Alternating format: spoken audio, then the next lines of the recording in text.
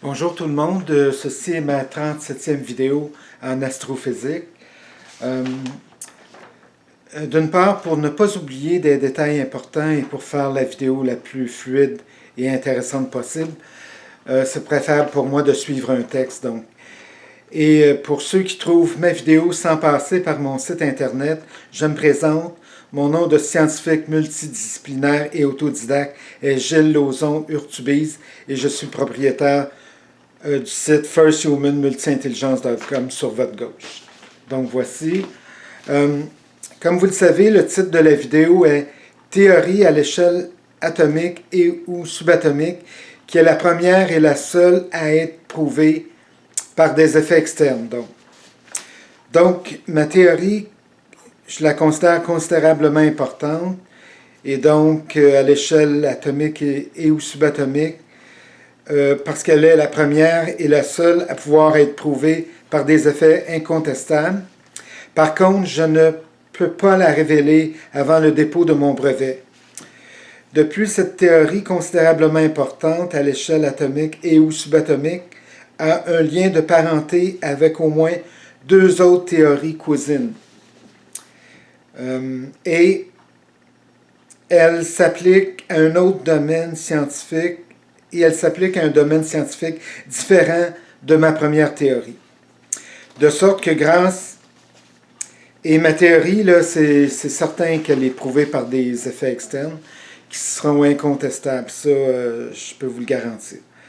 De sorte que grâce à la théorie considérablement importante à l'échelle macroatomique et ou subatomique, qui s'applique parfaitement à un premier domaine de science, par des effets externes incontestables, cela a incontestablement pour conséquence de produire une crédibilité pour les deux autres théories cousines, qui est quelque part entre 90% et 100%. Donc, et pour plus d'informations diverses en astrophysique, elles sont disponibles sur mon site firsthumanmultiintelligence.com. Par ailleurs, et en ce qui concerne, selon mes résultats d'études autodidactes, qui sont en grande partie en astrophysique et un peu en chimie, de seulement 5 ans et 8 mois, et pendant lesquels j'ai réussi à inventer et ou produire entre 50 et 100 nouvelles théories ou plus en astrophysique. Ces études m'ont mené à inventer et à produire une quantité suffisante de théories pour réussir à décoder le fonctionnement de l'univers. Et aussi pour réussir à expliquer l'origine de tous les objets, ou presque, ainsi que leur mode de formation, leur mode de fonctionnement et les circonstances ou conditions qui les mènent à l'une ou l'autre des différentes morts possibles. Mais que je révélerai évidemment, que je révélerai en les publiant entièrement sur mon site internet et dans une revue scientifique après le dépôt de mon brevet pour un vaisseau spatial extraordinaire. D'autre part, mon imposante théorie mère du fonctionnement de l'univers à l'échelle macroscopique, je ne connais pas le nombre exact de pages, mais il doit être quelque part entre 3000 et 6000 pages, 8,5 par 11 comme celle-ci, ou plus, donc entre 3 et 6000 pages ou plus de documents, et avec le même type de petits caractères. En ce qui me concerne, il n'y a aucune chance pour que mon esprit logique physique extrêmement élevé puisse être embêté ou trompé par de quelconques branches des mathématiques complexes. Et parmi toutes mes théories, mes 50 à 100 théories ou plus, il n'y a aucune d'entre elles qui ait un quelconque lien de dépendance par rapport à une des branches des mathématiques. Et parmi les mêmes théories, il n'y a aucune d'entre elles qui peut être qualifiée d'une ou plusieurs formes de pensée magique accommodantes. Parce que mon esprit logique physique extrêmement élevé, il origine d'une curiosité de la nature qui est insatiable et qui a commencé à partir d'un très bas âge, qui est 5 ans, 6 ans ou peut-être un peu avant, et qui a duré jusqu'à maintenant, et qui va toujours durer, tant aussi longtemps que je serai en bonne santé mentale. et intellectuelle. De sorte qu'à partir d'un très bas âge, je me suis trouvé à assimiler une grande quantité d'expériences de la nature, ainsi que de relations entre causes physiques et effets physiques, pour comprendre le fonctionnement de la nature dans beaucoup de cas. Donc, et le plus que je le pouvais dans les autres cas. Donc, et tout ça en commençant à partir d'un très bas âge par observer la nature des sols, des cours d'eau, des insectes, des petits animaux et toutes les choses de la nature qui sont trop longues à énumérer. Donc, j'ai eu l'immense chance de venir au monde sur une ferme. Et qu'il y avait un boisé au bout de la ferme, et juste derrière la maison, il y avait une rivière, une belle rivière, puis une rivière large, là, assez large. Donc, et ça a été extrêmement intéressant pour moi, extrêmement instructif, parce que à partir d'un bas âge, tous les matins, je me levais l'été et pour aller voir le bord de l'eau, voir si je pouvais voir des poissons se déplacer dans l'eau, puis ou toutes sortes d'autres animaux, des grenouilles, des insectes, donc des couleuvres, donc toutes sortes de petits animaux. Donc, depuis plusieurs dizaines d'années, j'ai réussi à accumuler une quantité considérable de relations de causes physiques à effets physiques dans mon disque dur, dans mon cerveau, où il y a une partie où c'est un disque dur biologique. Parce que cela est extrêmement utile par la suite pour être en mesure de différencier les choses possibles des choses impossibles. Et entre autres, de ne jamais être piégé par toutes sortes de pensées magiques mathématiques ou autres formes de pensées magiques qui n'ont rien en commun avec la réalité physique. Donc, et grâce à mes capacités extrêmement élevées en investigation approfondie, en réflexion très approfondie, en analyse très approfondie, ainsi que mes inventivités sans limite et de toutes sortes, en plus de beaucoup d'autres formes d'intelligence très importantes que je pratique continuellement. Donc, en fait, certaines d'entre elles, je les ai carrément inventées et j'ai configuré mon cerveau pour pouvoir les pratiquer de manière à être le plus productif possible sur le plan intellectuel et surtout l'inventivité, ce qui est une notion intellectuelle immensément importante. Donc, tout ceci m'a permis d'être le premier et le seul de l'histoire à pouvoir décoder le fonctionnement de l'univers, et en plus, à l'échelle macroscopique, donc, et en plus en un temps extrêmement court de seulement 5 ans et 8 mois, alors que tous les autres astrophysiciens et planétologues avant moi en ont été incapables pendant les 200 dernières années ou plus loin encore. Donc actuellement, mes 50 à 100 nouvelles théories ou plus de mon imposante théorie mère du fonctionnement de l'univers à l'échelle macroscopique, elle m'apporte un niveau de satisfaction qui est quelque part entre 96% et 98,5%. Par contre, je ne serai jamais complètement satisfait de mon imposante théorie mère du fonctionnement de l'univers tant que je n'atteindrai pas un niveau de satisfaction de 100%. Donc, je vais toujours continuer à travailler en parallèle sur cette théorie mère-là jusqu'à 100% de satisfaction. Et cela est la raison pour laquelle j'aime m'attaquer à au moins 3 ou 4 dossiers extrêmement complexes ou plus à la fois, qui sont actuellement, bien sûr, la numéro 1, mon imposante théorie mère du fonctionnement de l'univers, par rapport à laquelle je vais atteindre un niveau de 100% de satisfaction. Le deuxième dossier, c'est mon brevet qui comporte entre 300 et 350 pages pour un vaisseau spatial extraordinaire.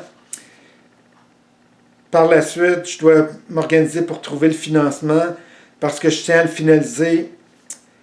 Je tiens à finaliser le meilleur brevet possible avec des agents de brevet d'une grosse boîte pour qu'il puisse atteindre un niveau de protection qui est jusqu'à 100%, si possible.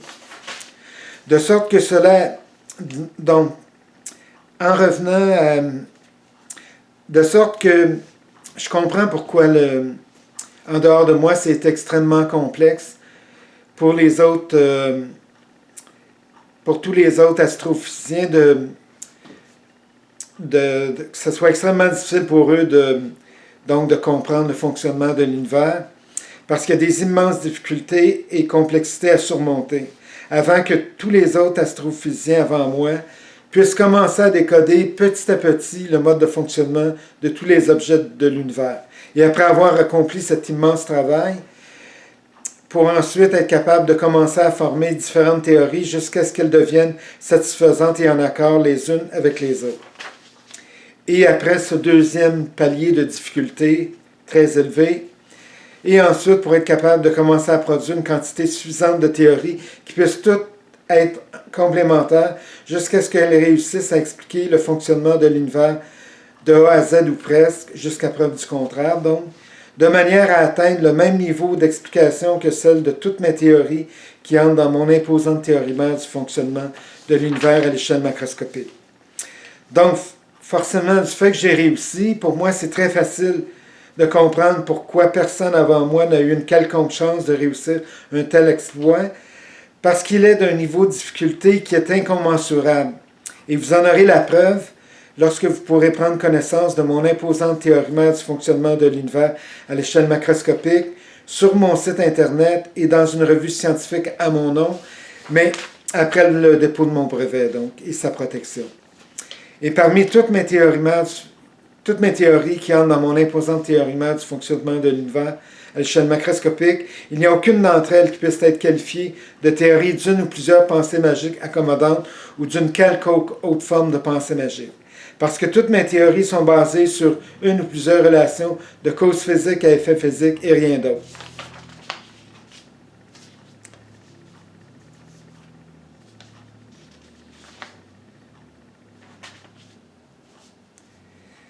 D'un autre côté, s'il arrive à un moment donné que je réalise que l'une de mes théories n'est plus acceptable, à ce moment-là, je vais la modifier le plus vite possible. Mais est-ce possible que l'une de mes théories en devienne à être complètement erronée? Ça me semble impossible. Par contre, dans les pires cas possibles, je devrais simplement y apporter une petite ou quelques modifications jusqu'à ce qu'elles m'apparaissent satisfaisantes. En conclusion de cette partie de texte, mes ambitions intellectuelles et humanitaires et mes responsabilités en tant que scientifique multidisciplinaire et autodidacte et humaniste, c'est de faire avancer les connaissances de l'humanité. Aussi, de produire ou former un site Internet qui va produire énormément de protection pour tous les utilisateurs. Donc une section où ça va être un centre de rencontre. Et donc avec des systèmes outils qui vont protéger les personnes de potentielles mauvaises rencontres par le site. Donc avec des systèmes tools là, qui servent, des systèmes outils, pardon, qui servent à faire connaître la personne, donc. Et ce qu'elle est vraiment. Et lors d'une rencontre, lorsqu'une femme se rend compte que l'homme n'agit plus comme il se prétendait être, ben à ce moment-là, des petites lumières rouges s'allument. Puis à ce moment-là, ben, elle peut se dire, ben, ouais, finalement, je vais faire attention. Je vais retenir mes sentiments. Je ne me laisserai pas tomber en amour avec quelqu'un qui a prétendu être telle personne, alors que là, je découvre que ça semble être pas tout à fait la même personne qui m'a antérieurement transmis ou parlé. Donc ceci aussi, une section qui va servir à protéger l'environnement en regroupant toutes les meilleures idées autour de la planète et le nom des auteurs des idées produites. Et donc les meilleures idées, les meilleures pratiques de vie, les meilleurs comportements pour protéger l'environnement. Et pas seulement les miens, mais tous ceux de partout à travers la planète. Donc. Et aussi de protéger une autre section qui va servir à protéger tous les animaux de la nature, parce qu'en les protégeant, c'est nous aussi que nous protégeons. Et en plus, une multitude de systèmes outils qui va aider à développer la paix dans le public et à tous les niveaux de la société. Parce que c'est très important. Et donc des systèmes outils qui vont aider aussi les personnes à devenir de meilleures personnes et à adopter de meilleures habitudes de vie pour elles-mêmes. C'est certain que dès le départ, ça leur servirait elles-mêmes de devenir de meilleures personnes et d'être plus heureux. Et d'avoir plus de chances d'être encore plus heureuses. Et aussi une très grande quantité de systèmes-outils qui servent à faire connaître la démocratie. Pourquoi elle est si importante, et même pour se protéger de nous-mêmes, de mauvaises actions, pour éviter de mal se comporter par rapport aux autres. Et donc aussi pour la protéger parce que la démocratie est extrêmement importante pour l'avenir de la planète et l'avenir de nos enfants. Donc. Et la paix, on doit toujours travailler à la protéger. Et le terme, et autre chose, le terme impossible est un terme que je ne respecterai jamais tant et aussi longtemps que je serai suffisamment en bonne condition physique, mentale et intellectuelle. D'autre part, j'ai besoin d'aide pour commencer à former un petit centre de recherche en astrophysique, physique des particules, chimie, biologie et médecine. Et sûrement beaucoup d'autres sujets qui sont trop longs à énumérer, mais que je révélerai plus tard dans d'autres vidéos. Donc. Et tout ça sous une forme de PPP. Donc, pour ceux qui ne connaissent pas le terme PPP, il signifie partenariat public et privé. Parce que par la suite, j'ai l'intention de racheter les investissements gouvernementaux pour ultimement devenir le seul propriétaire du centre de recherche et de l'ensemble de mes entreprises. Parce que pour moi, c'est extrêmement important.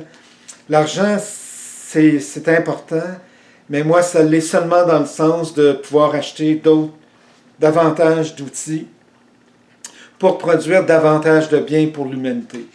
Donc, et décoder davantage de mystères, entre autres, ceux des cancers de l'homme et de la femme. Donc voici. Et donc, un démarrage lent qui va me permettre, je l'espère, de pouvoir rester en contrôle des investissements jusqu'à ce que je puisse devenir suffisamment autonome pour les racheter. Donc, le début de mon centre de recherche doit commencer par l'embauche d'un rédacteur scientifique et d'un groupe un groupe bénévole d'étudiants et d'un ou quelques professeurs en sciences, qui me serviraient de comité de lecture pour corriger, si nécessaire, et sûrement ajuster, parce que je ne suis pas le meilleur rédacteur scientifique, ça c'est certain, puis ça ne m'intéresse pas non plus. Moi, l'important pour moi, c'est d'être le meilleur en production de nouvelles idées. Donc, j'aurais besoin d'un rédacteur scientifique pour corriger, avec l'aide du comité de lecture, donc pour corriger les articles, pour corriger tous mes articles scientifiques jusqu'à ce qu'ils soient les plus parfaits possibles. De sorte que la participation des étudiants et des professeurs, elle leur servirait de formation vers de nouvelles notions d'astrophysique qui visent à corriger les notions d'astrophysique qui sont fausses pour moi ou erronées, ou inacceptables ou non applicables. Bon. Et dans d'autres cas où il n'y a actuellement aucune explication d'astrophysique pour tel ou tel phénomène du fonctionnement de l'univers à l'échelle macroscopique. De plus, et si c'est possible, j'ai l'intention de former une revue scientifique à mon nom, parce qu'en dehors de la plupart des mesures qui sont faites à partir des puissants télescopes de la Terre, par rapport au volume approximatif d'objets très lointains, ou autres mesures approximatives que j'accepte, parce que toutes ces mesures-là sont faites avec les meilleurs outils que nous avons et faites par des professionnels consciencieux qui font un très bon travail. Donc, j'ai aucun problème avec toutes les mesures approximatives qui sont faites dans l'univers. Et par rapport à tous les objets et les distances entre nous et ces objets. Par contre, du côté des théories produites pour tenter d'expliquer partiellement le fonctionnement de l'univers à l'échelle macroscopique, malheureusement, une grande quantité d'entre elles sont erronées ou inexistantes dans beaucoup de cas. De sorte que de mon côté, j'ai réussi à produire un immense mur de petites briques qui sont toutes des théories qui entrent dans mon imposante théorie mère du fonctionnement de l'univers à l'échelle macroscopique.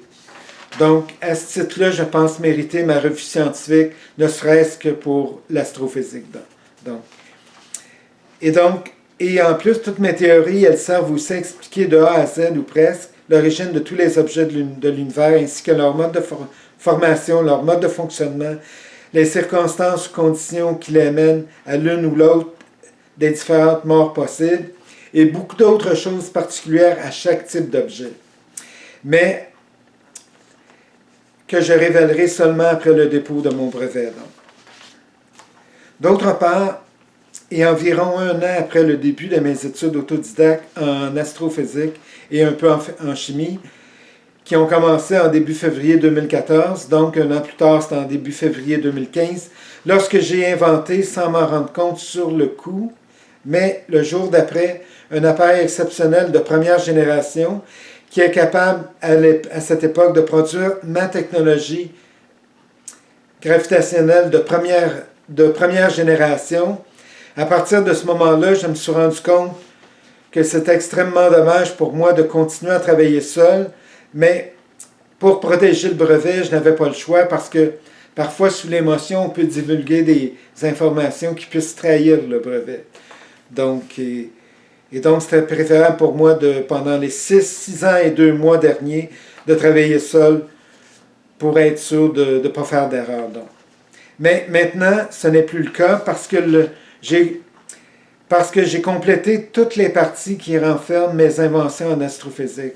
Donc, tous les travaux que je pouvais faire, je les ai faits. J'ai même produit un brevet. Ce que j'ai besoin, c'est qu'il soit finalisé selon les experts en brevet.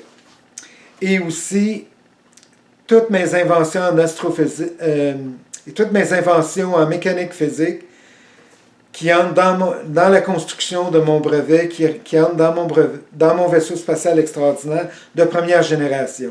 Et donc, qui rentrent dans le brevet et qui vont servir à la construction de mon vaisseau spatial extraordinaire de première génération. Ainsi que celle de mon appareil exceptionnel de première génération qui est capable, par la suite, de produire mes 3 premières technologies gravitationnelles. Entre-temps, et ça il y a 1 semaine ou 2,